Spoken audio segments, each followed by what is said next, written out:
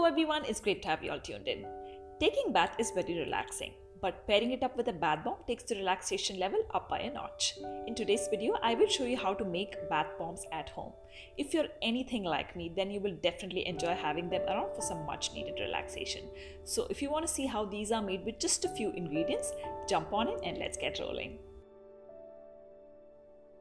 Let's start with the dry ingredients first. For this you will need a cup of baking soda, which is the main ingredient, half a cup of citric acid, which along with the baking soda is what helps with the fizzing. Then half a cup of Epsom salt, which helps soothe the aches. Mine has chamomile in it and smells divine. You can replace Epsom with a Himalayan salt or regular salt. And then about half a cup of cornstarch, which gives the silky texture.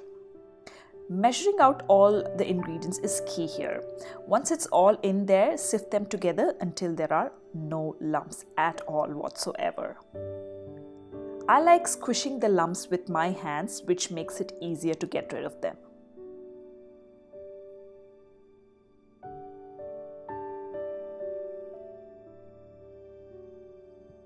Now on to the wet ingredients. For this you will need 2.5 tablespoons of almond oil. You can really use what you have in hand or choose something that your skin really loves. For example, coconut oil. You can never go wrong with that. And then about 3/4 tablespoons of water. And then about 40 drops of essential oil, which is an optional ingredient. I'm using rose here.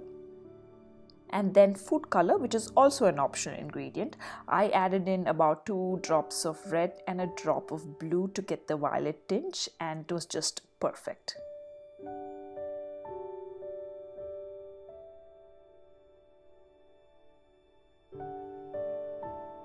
Stir all of these really well, and this is now ready to be combined with the dry ingredients. Don't cut corners here. Add a teaspoon or a few drops of liquid in carefully and mix it all together until it's fully incorporated, and then add more. Remember, it's extremely important to do the liquids a few drops at a time, because adding more than this will start the fizzing reaction and the bombs will not fizz later. Like you see, just a few drops can just initiate the fizzing. This is how it looks when it's done, and you know it's all set when you squeeze the mixture in your hand and it does not crumble. It's almost like a wet sand. Now on to putting them into the molds. You have to quickly push the mixture into the desired molds. I'm using cookie cutters here because I had plenty of them lying around, and you can pack the mixture in completely if you wish, or you can sneak in some fresh rose petals or even dried flowers if you have, like I am doing, so that they fizz out and float in your bathtub.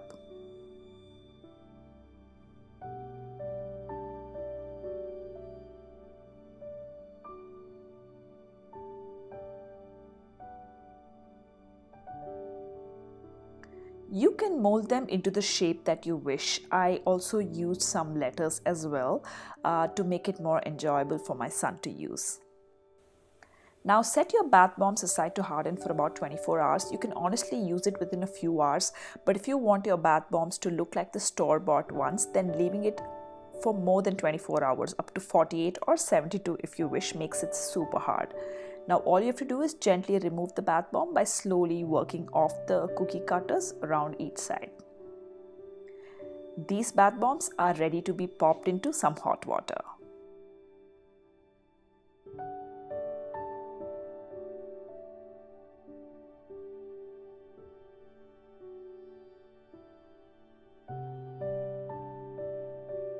Not only can you use bath bombs in your bathtubs, but they work great as foot soaks too. I like to add in some pebbles with some hot water before dropping one of these bombs into it. The fizzing action feels great on my tootsies, and the smell of the essential oils help me unwind. Bath bombs really are a great way to relax. If you have never tried them, I highly encourage you to, as this is one of my favorite things to do at the end of a long, tiring day. Thank you all so much for stopping by. I hope you enjoyed watching this video. If you did, please do not forget to hit the like button. And if you're new here, please do take a minute to subscribe to my channel. Until next time, stay happy, stay healthy, and stay blessed. Bye-bye.